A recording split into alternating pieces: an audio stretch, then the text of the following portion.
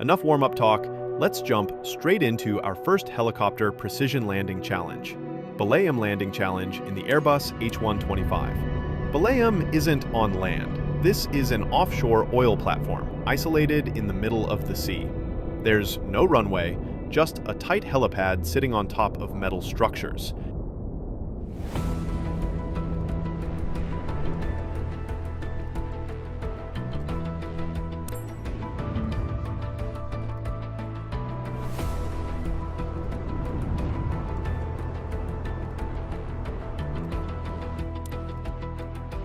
And to make things even harder, the weather is turning nasty. We've got strong crosswinds sweeping across the open water, and the rain is hammering down on the cockpit windows, reducing visibility and making the helicopter constantly drift off-center.